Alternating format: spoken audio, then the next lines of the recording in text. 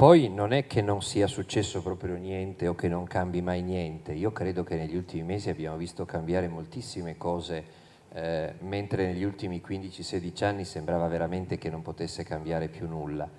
E, diciamo, ciascuno ha fatto la sua parte, ma dopo 105 leggi vergogna quest'estate è saltata la 106esima.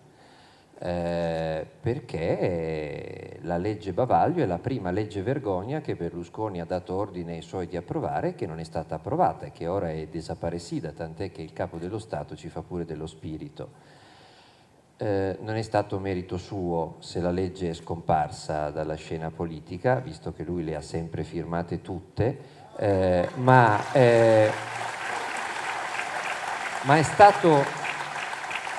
ma è stato merito di una serie di soggetti che per la prima volta, dopo tanti anni, hanno fatto né più né meno che il loro dovere. I giornali si sono schierati contro la legge Bavaglio. Perché? Perché direttori tremebondi e pavidi che se la facevano letteralmente sotto in occasione di tutte le leggi vergogna precedenti hanno tirato fuori le unghie? Per una semplice ragione, che stavolta avevano dietro i padroni. Gli editori italiani si sono ribellati tutti alla legge Bavaglio per un motivo molto semplice, che gli sarebbe costato un sacco in multe e un sacco in mancati introiti, visto che se i giornali non possono più dare le notizie perché la legge lo vieta, la gente comprerà ancor meno giornali di quanti ne compra. Diventerebbero una specie di edizione stampata del TG1 e non si vedrebbe motivo per comprare delle pagine bianche. Quindi gli editori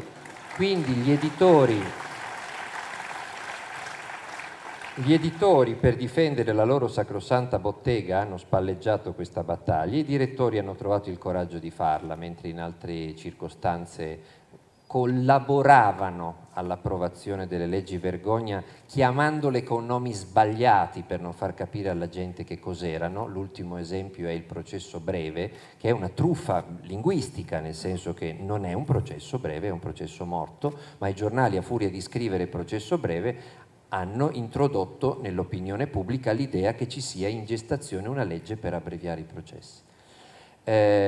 L'opinione pubblica informata dai giornali ha manifestato, l'opposizione sospinta dai giornali, dai padroni dei giornali e dall'opinione pubblica ha trovato finalmente il coraggio di fare quello che non aveva mai fatto, salvo rare eccezioni, cioè di opporsi a questa legge, e questa legge è stata ritirata dalla maggioranza più ampia che ci sia mai stata nella storia repubblicana nel Parlamento italiano.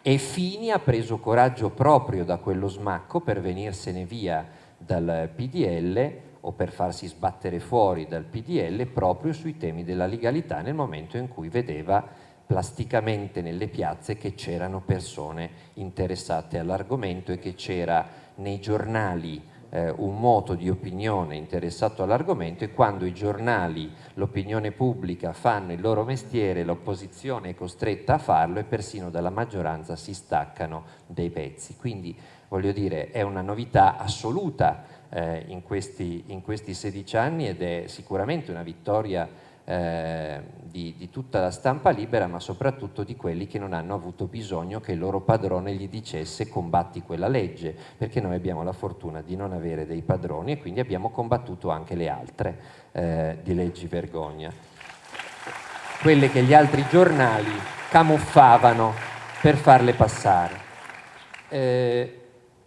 Abbiamo visto cacciare il cofondatore del PDL perché aveva pronunciato la parola legalità alla direzione nazionale del suo partito. Io ricordo i volti sgomenti quel giorno all'auditorio, non so se ricordate quando Fini disse legalità e antimafia nel breve spazio di 30 secondi, c'era gente paralizzata, gente in ipossia, Verdini stava guadagnando i cornicioni del palazzo temendo che stessero andando a prenderlo, cioè ci furono scene di panico nel sentir pronunciare in quell'ambiente quelle due parole, e infatti il provvedimento di espulsione è un pezzo di grandissima comicità proprio perché rimprovera a Fini l'intelligenza col nemico, cioè con la legge, addirittura venne sorpreso da un fuori onda a colloquio con un magistrato, una cosa che ancora gli viene rinfacciata. Ancora l'altra sera Feltri diceva: poi c'è sempre quel fuori onda col procuratore di Pescara. Uno dice: ma chi era, un camorrista? Dice: no, altrimenti Fini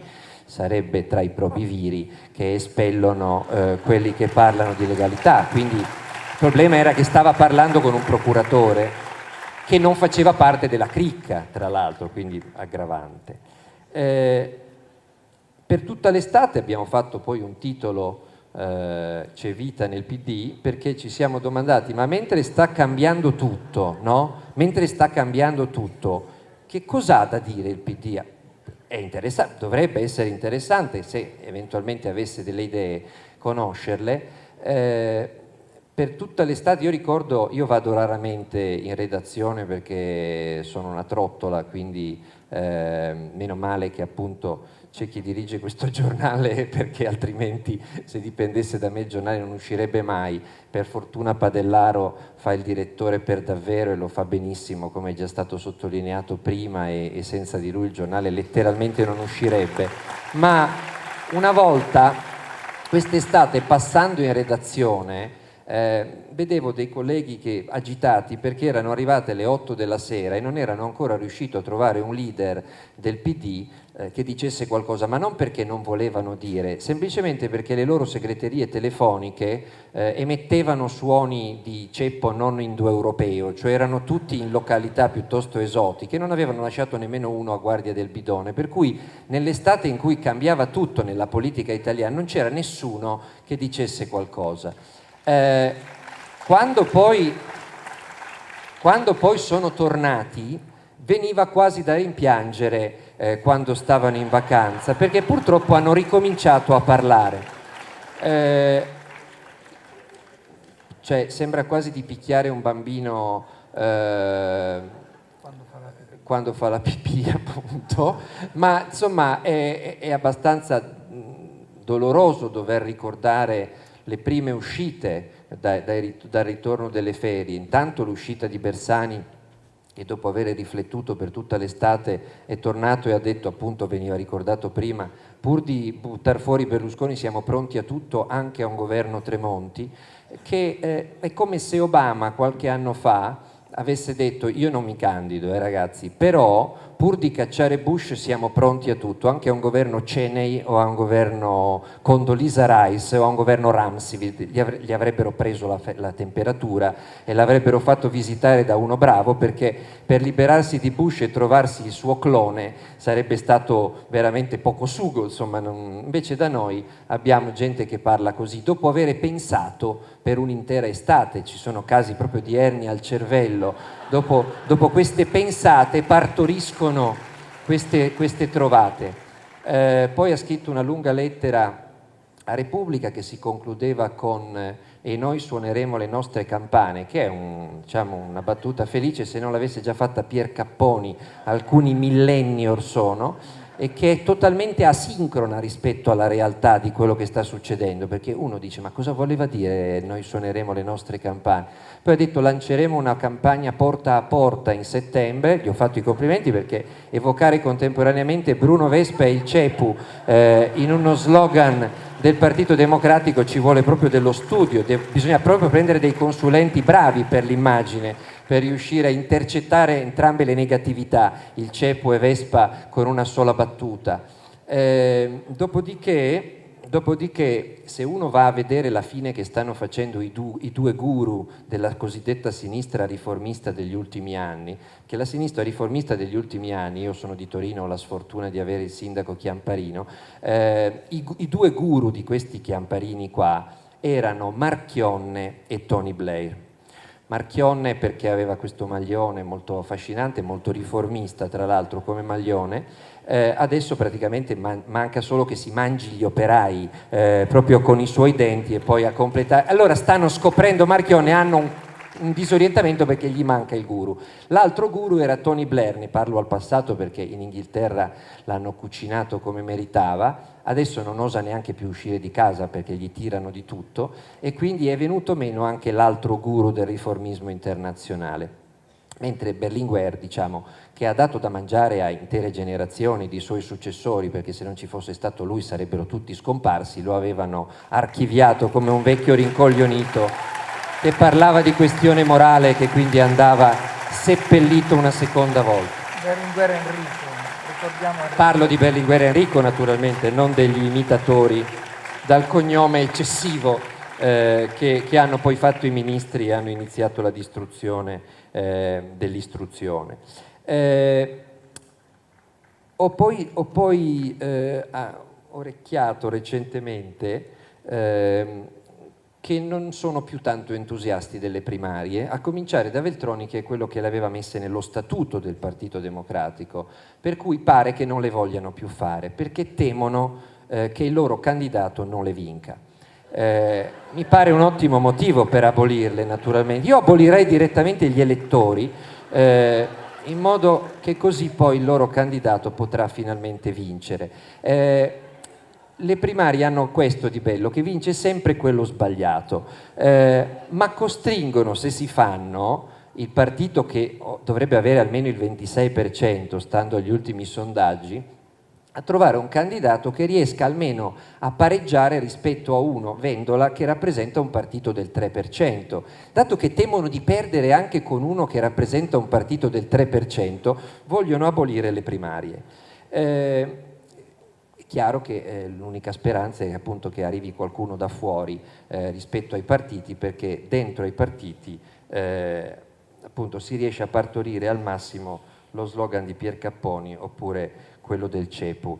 La tragedia vera di questi signori è che loro non hanno mai perso le elezioni, cioè le hanno sempre perse perché non hanno mai vinto. L'unico che le ha vinte 2 volte è Prodi, infatti l'hanno subito mandato via perché li faceva sfigurare, ovviamente essendo loro esperti in fiaschi. Ma loro, in cuor loro, le elezioni non le perdono mai quando vince Berlusconi, perché i leader del centro-sinistra, se non ci fosse Berlusconi, non solo non vincerebbero le elezioni lo stesso, ma perderebbero anche il seggio.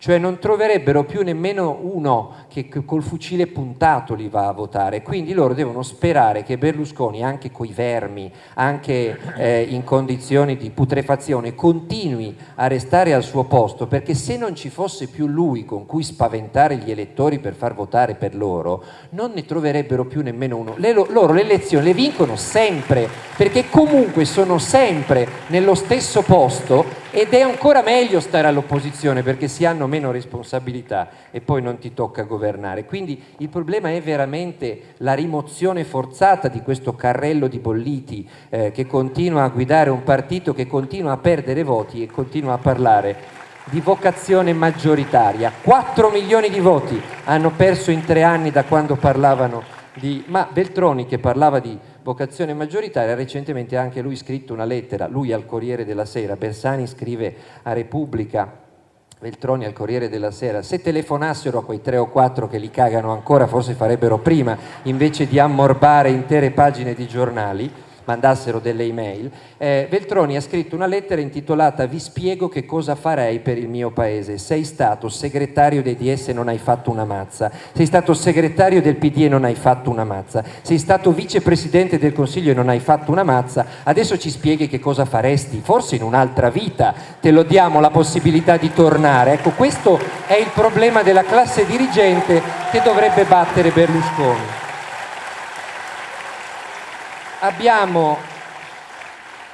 Abbiamo passato l'intera estate all'inseguimento di una cucina Scavolini che avrebbe dovuto dimostrare che Fini è complice del cognato nell'affitto di una casa di 65 metri quadri. Io penso che Fini dovrà spiegarla appena acciuffa il cognato e si fa dare i documenti, quella vicenda.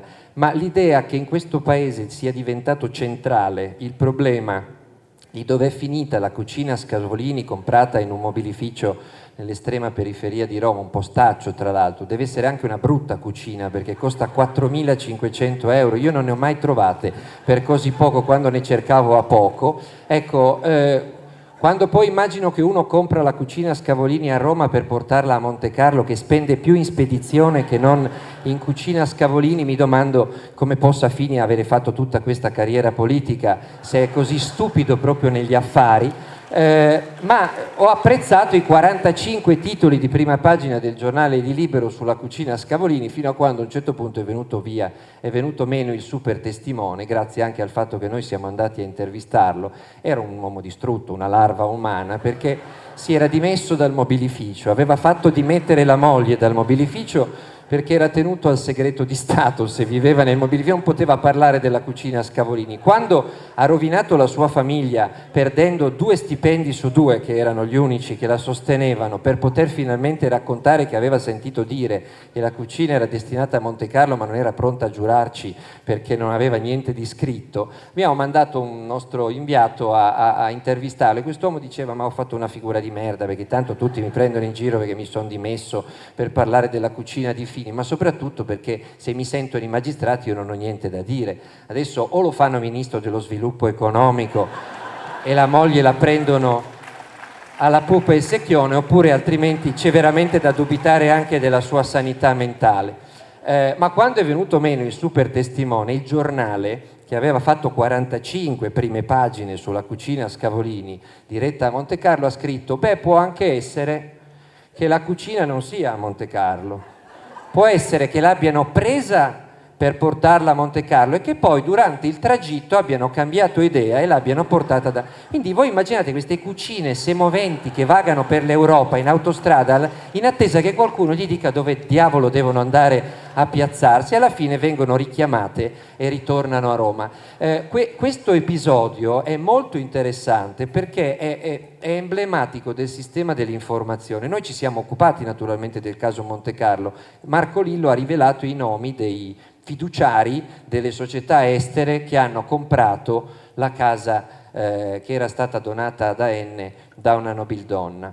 Quindi ce ne siamo occupati, diciamo, nelle giuste dimensioni. Abbiamo dato la giusta dimensione alla casa di 65 metri quadri affittata dal cognato di Fini. Poi ci siamo anche occupati di un patrimonio immobiliare immenso che sta in capo a Urso, che è un ministro finiano, quindi proprio non è che ci interessa Fini, non Fini, Di Pietro, abbiamo criticato tutti quelli che devono essere criticati, ciascuno però a seconda delle dimensioni di quello che fa, perché questo dovrebbe servire l'informazione, aiutare la gente a collocare i fatti nel loro contesto e soprattutto a dare a ciascun fatto la sua dimensione. Se c'è una pulce la descrivi come una pulce, se c'è un elefante lo descrivi come un elefante. Perché? Perché il tuo padrone non è l'elefante. Se il tuo padrone è l'elefante, allora l'elefante diventa una pulce e la pulce diventa elefante. Per cui negli stessi giorni in cui tutti i telegiornali inseguivano la cucina Scavolini semovente in giro per l'Europa perché Feltri aveva detto che così bisognava fare, e Belpietro anche lui a ruota, i rimorchi della cucina, era diventata un treno a un certo punto, succedeva che si scoprissero delle cose su Schifani, alcune le ha scoperte l'Espresso, altre le abbiamo scoperte noi, ma soprattutto c'è un'indagine a Palermo sulle accuse di mafia che vengono mosse a Schifani da alcuni mafiosi collaboratori di giustizia. Non so se vi è chiaro, c'è un'indagine della procura antimafia di Palermo su accuse di mafia a Schifani. Questo è il punto di partenza. Mentre noi inseguiamo le cucine Scavolini, c'è un'inchiesta sulla seconda carica dello Stato.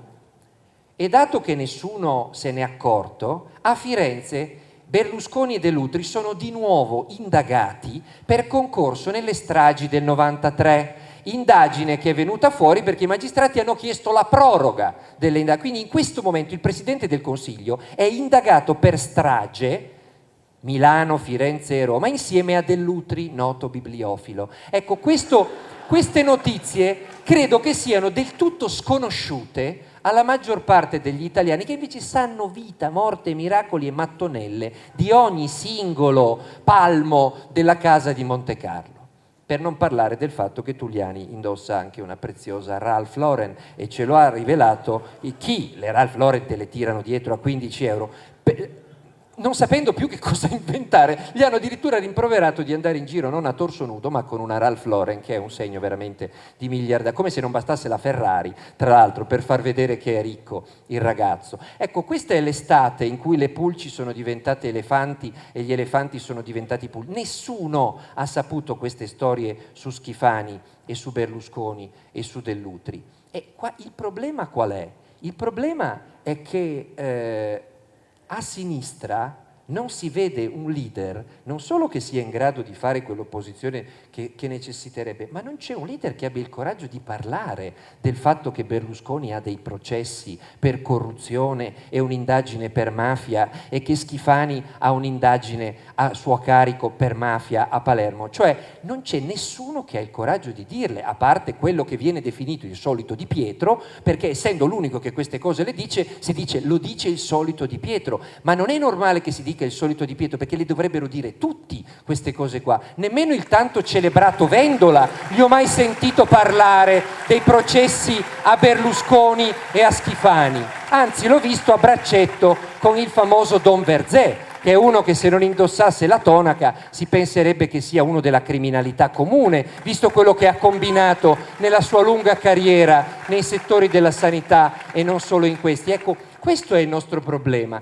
cioè che il fatto che non si possa fare una seria lotta alla corruzione e alla mafia perché abbiamo questo Presidente del Consiglio e questa cricca al suo seguito è completamente ignorato e rimosso dai leader del centro-sinistra, anche da quelli che si propongono come il nuovo che avanza e che poi sono in politica da 30 anni, peraltro, perché il più giovane faceva le elementari quando veniva invasa l'Ungheria. Il problema è questo qua, il problema è che il nucleo centrale del conflitto di interessi che impedisce l'approvazione di leggi antimafia e anticorruzione e che obbliga l'approvazione di leggi pro mafia e pro corruzione è completamente ignorato non solo dall'informazione ma anche da quei politici del centro-sinistra che comunque il diritto di cittadinanza in TV ce l'hanno e potrebbero spendere meglio i minuti che hanno a loro disposizione quando vanno in TV invece di discettare in politichese e di dire suoneremo le nostre campane. Invece di dire suoneremo le nostre campane, di che Berlusconi è indagato per stragi, ci metti lo stesso tempo e magari dai una notizia ai cittadini che non lo sanno. E pazienza per le campane. Allora, per chiudere, il caso Schifani ha avuto poi delle ripercussioni, non solo la contestazione a Torino, ma in mezzo c'è un fatto straordinario. Che il solo fatto che il Fatto Quotidiano e l'Espresso abbiano scritto delle indagini su Schifani ha indotto Schifani a fare un comunicato in cui diceva voglio essere sentito dai magistrati antimafia sulle accuse di mafia. Il Presidente del Senato. Sarà una notizia che il Presidente del Senato dice voglio essere sentito sulle accuse di mafia. Bene, i giornali, non avendo raccontato le accuse di mafia a Schifani, hanno dovuto censurare il comunicato di Schifani perché altrimenti se davano il comunicato di Schifani i loro lettori avrebbero detto scusate ma di che cosa parla Schifani? Accuse di mafia a Schifani? E dove le abbiamo lette? Non potendo dire scusate vi abbiamo censurato le accuse di mafia a Schifani ma adesso che Schifani parla delle accuse di mafia a lui ve le raccontiamo, hanno dovuto censurare Schifani, niente comunicato. Ma quei ragazzacci che vanno a Torino a contestarlo e a chiedergli delle accuse di mafia impongono il tema all'ordine del giorno. Perché? Perché tutte le televisioni si occupano del fatto che Schifani è stato fischiato alla festa del PD. E allora i giornali il giorno dopo che cosa fanno? Mica possono dire c'è un'indagine sulle accuse di mafia a Schifani. Schifani ha fatto un comunicato e dice di essere sentito. Noi non vi abbiamo raccontato un cazzo perché mica facciamo i giornalisti, insomma, noi siamo i guardaspalle di Schifani, disperdiamo le notizie con gli idranti, no? Adesso vi dobbiamo raccontare la contestazione a Schifani, che cosa ci inventiamo? Che c'erano dei facinorosi che volevano impedire a Schifani di parlare. Questo è uscito sui giornali. Gli editoriali di Repubblica e del Corriere della Sera, firma Schiavone e Battista, non contenevano mai la parola mafia. Eppure questo gli gridavano i contestatori.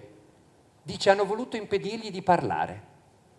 Ma volevano proprio chiedergli di parlare, ma delle accuse di mafia, delle quali lui vuole parlare ai magistrati, ma dato che è il Presidente del Senato potrebbe parlarne anche a noi, visto che purtroppo ci rappresenta. Ecco, voi vedete, è un po' come nel film Amici miei, no? Dove c'è l'architetto Melandri che va a chiedere la moglie di Sassaroli, la mano della moglie del Sassaroli, e gli dice però non vorrei che lei facesse difficoltà per le bambine. Il Sassaroli gli dice, lei non ha mica capito. E comincia, Raffaella è molto legata a Birillo. Birillo mangia 1 chilo di macinato all'ora, bisogna portarlo ogni mattino alle 5 a pisciare perché se no lei non dà la casa. Birillo è molto affezionato alle bambine.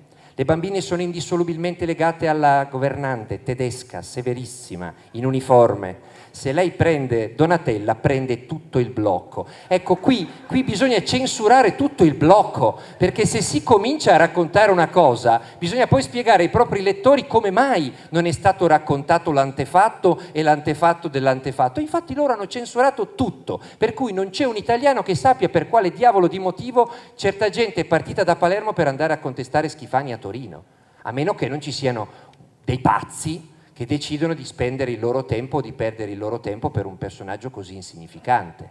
Non lo paragono più a nessun essere inanimato o monocellulare perché mi è costato 13.000 euro l'ultima volta. Ma ci siamo capiti. Allora, l'unico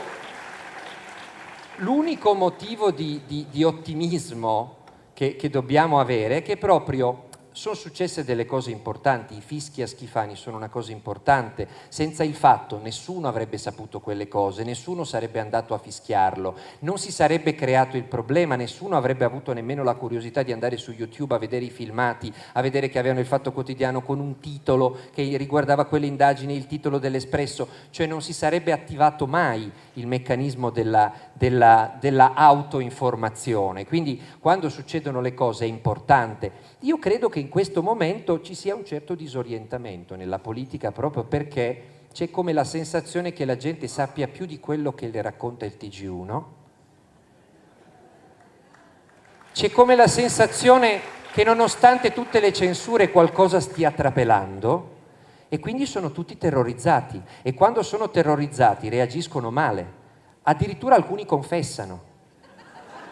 Io credo che una delle ragioni per cui la legge delle intercettazioni è naufragata, che ormai è superata, nel senso che ormai certa gente non c'è nemmeno bisogno di intercettarla, basta intervistarla. Scajola non l'ha intercettato nessuno, si è rovinato con le sue mani. Quando ha detto ma hanno pagato la casa e non mi hanno detto niente, persino gli elettori di centrodestra che si erano bevuti qualsiasi cosa hanno cominciato a dire ma Cosa non va? sui siti c'erano dei messaggi, proprio lettori che si interrogavano a vicenda, dicevano sembra anche a voi che ci sia qualcosa che non torna nella versione del ministro. Tant'è che Berlusconi ha dovuto scaricarlo per quello, perché nemmeno l'elettore di centrodestra che si era bevuto qualsiasi cosa riusciva a credere a una minchiata di quelle dimensioni, perché tutti lo sanno come si compra una casa, non è che arriva uno, mette lì 900.000 euro, va via e non si sa chi dire grazie, cioè di solito se lasci aperto l'uscio di casa non entra uno e mette 900.000 euro, te la svaligia la casa eventualmente. Possibile che capiti solo a Scajola che lascia aperta la porta di casa e entra uno e mette 900.000 euro? Ma dove l'ha trovato questo qua? Ecco, era Zampolini tra l'altro, che hanno anche dei nomi onomatopeici. Brancher, Zampolini. Allora, pensate al caso del consigliere provinciale di Roma. Manco l'hanno dovuto intervistare quel poveretto che ha voluto imitare Marrazzo ed è andato a fare una festa con 3 trans e una montagna di coca, no? A un certo punto non c'era nessuno che lo intercettava, nessun carabiniere che lo filmava, nessuno che sia andato a intervistarlo, ha aperto la finestra, è andato sul balcone e ha cominciato a raccontare a gente che guardava. Uno splendido, il miglior comizio che abbiamo mai ascoltato. In stato confusionale si è affacciato al balcone e ha detto ero qui con 3 trans, c'era anche della droga, ma stavo indagando su di loro, mi volevano incastrare. La gente alle 6 del mattino ha visto questo qua in pigiama, cioè stava confessando tutto, nessuno gli aveva chiesto nulla, si è rovinato con le sue mani, poteva rincasare, non gli succedeva niente. No, aveva quest'ansia di comunicare proprio, che lo ha fregato. Pensate a Andreotti. Andreotti bisogna mettere una telecamera fissa in camera, perché è il periodo che che tira fuori qualsiasi... Cossiga è morto un attimo prima di cominciare a parlare, tant'è che stanno piantonando la casa a un mese dalla sua morte. Sapete che c'è la polizia che continua a piantonare? Temono che parli l'archivio, no? Quindi stanno piantonando un archivio inanimato, temendo che il vento porti via qualche foglio. Andreotti, che non sembra ma è ancora vivo, l'altro giorno ha detto con quel ghigno, ha detto se ne andava cercando, poi ha detto sono stato frainteso. Non è affatto stato frainteso, aveva perfettamente ragione. Ambrosoli se l'andava cercando, come Mattarella, come Pippo Fava, come Pio La Torre, se l'andavano a cercare tutti. Avessero fatto come Andreotti sarebbero tutti vivi e vegeti, ma che scherzate? È il completamento di Mangano eroe, Ambrosoli se l'andava cercando. È la saldatura fra la prima e la seconda Repubblica, diciamo, la dichiarazione di Andreotti. E io non posso dimenticare quanti estimatori ha Andreotti nel centro-sinistra, quanta gente lo ha elogiato per il suo comportamento compito al processo, non ha mai insultato i giudici. Sì, ma lo stavano processando per mafia, ma manco Totorrina ha mai insultato i giudici. Possibile che basti il fair play? Uno è nella gabbia, lo processano per mafia e dice però che educazione, eh? Sì, vabbè, ma un mafioso. A sinistra per anni si è detto, beh però con che fair play, no? Lo processavano per mafia. Ecco, il fatto che confessino, l'ultimo è Berlusconi, oggi la Meloni gli ha detto ma non sarebbe il caso di approvare la legge Grillo per l'incandidabilità dei condannati? Berlusconi ha detto sono d'accordo con te Giorgia, tant'è che la Meloni stessa è rimasta un attimo, credeva di averlo messo in difficoltà, invece è impossibile metterlo in difficoltà perché lui aderisce perfettamente all'interlocutore, si appiccica, quindi ha detto sono d'accordo con te, ha detto però mica possono essere i giudici a giudicare. Deve essere un organismo interno del nostro partito, i probiviri, Verdini, Cosentino, eccetera, che giudicano chi è degno di essere candidato e chi no. Sono quelli che hanno espulso Granata e Briguglio e Fini. Ecco, questo è un momento interessante, è un momento interessantissimo. Io credo che dai fischi, non dai fumogeni, non si tirano i fumogeni. Se pigliavano Bonanni 20 centimetri più sopra, gli bruciavano la faccia e oggi saremmo in un clima di guerra civile nel quale naturalmente l'unico che se ne avvantaggia è sempre il solito e sappiamo chi. Quindi i deficienti che lanciano fumogeni andrebbero fermati e bisognerebbe spiegargli che a questa gente qua fa molto più male essere presi in giro. Cioè se invece di tirare i fumogeni avessero fatto vedere una bella tessera gialla di quei bei sindacati gialli che c'erano una volta, no? Bonanni avrebbe capito di che cosa stavano parlando, e cioè del fatto che oggi abbiamo il ritorno del sindacato giallo, del sindacato Marchionne, no? Allo stesso modo a Schifani una bella contestazione con gli scacciapensieri che fanno ogni volta che si affaccia a un dibattito pubblico, non escono più di casa se li si prende in giro. Portarsi dietro un disco del Padrino e metterglielo a tutto volume vale più di 100 scarpe tirate e di 100 fumogeni. Meno male che c'è chi si ferma ai fischi, perché i fischi sono un bel segno di democrazia. In fondo, come dice sempre Pier Camillo Davigo, il sangue della resistenza è seguito per conquistare la libertà, e la libertà l'abbiamo conquistata non per poter applaudire il potere, ma per poterlo fischiare il potere, perché per applaudirlo bastano le dittature, ti fanno pure i complimenti. È nelle democrazie che oltre ad applaudire puoi anche fischiare. La differenza è tutta lì. Quando si criminalizza il fischio vuol dire che qualcuno ha già il regime dentro la testa.